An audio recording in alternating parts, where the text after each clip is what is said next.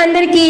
మీరు మీ ఎదురుగా నిలిచిన పెద్ద సవాలు చూసి భయపడుతున్నారా? నిస్సహాయంగా భావిస్తున్నారా? అయితే ఈ చీమ దెబ్బ కథ వినండి. భగవద్గీత చెప్పిన గొప్ప ధైర్యం మరియు కార్యాచరణ పాఠం మీకు అర్థమవుతుంది.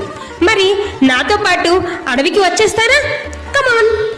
ఒక అడవిలో ఒక పెద్ద నాగపాము ఉండేది. దానిని చూసి అందరూ భయపడి పారిపోయేవారు. ఒకరోజు ఆ పాము ఒక అందమైన చీమల పుట్టను చూసి దాన్ని ఆక్రమించుకోవాలనుకుంది. వెంటనే చీమలతో అంది, ఈ పుట్టను ఖాళీ చేయండి అని చీమలతో చెప్పి వాటిని బెదిరించింది. రాక్షస పాము బెదిరింపులకి చీమలన్నీ మొదట భయపడి వణికిపోయాయి. పుట్టను వదిలి చీమలన్నీ పారిపోతున్నాయి. అప్పుడు ఒక చిన్న చీమ, మనమంతా చాలా చిన్న జీవాలు, తేలికైన వాళ్ళం. నిజమే, పాము బలమైనదే. కానీ మనమంతా కలిసికట్టుగా ధైర్యంగా పోరాడితే దానికి తలనొప్పి తెప్పిస్తాం.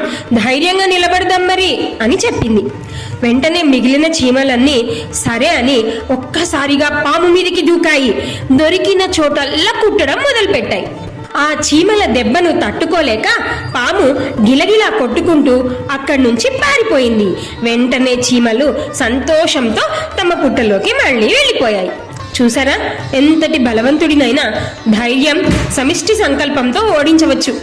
ఈ కథలో చీమలు భయాన్ని అధిగమించి తమ ధర్మాన్ని రక్షించుకోవడానికి నిశ్చయించుకొని పోరాడాయి.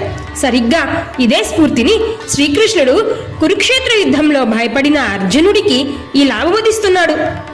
హతోవా ప్రాప్యసి స్వర్గం జిత్వావా భోక్షసే మహీం తస్మాదుత్తిష్ట కౌంతేయ యుద్ధాయ కృతనిశ్చయః అని.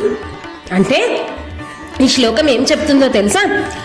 ధర్మబద్ధమైన కార్యానికి నిశ్చయించుకొని ధైర్యంగా నిలబడండి అని చెప్తుంది. మరైతే ఎటువంటి పరిస్థితిలోనైనా సరే మీరు కూడా ధైర్యంగా, నమ్మకంగా నిలబడతారు కదూ? మరైతే ఈ గీతా పాఠాన్ని మీ జీవితంలో ఎలా అన్వయించుకున్నారు?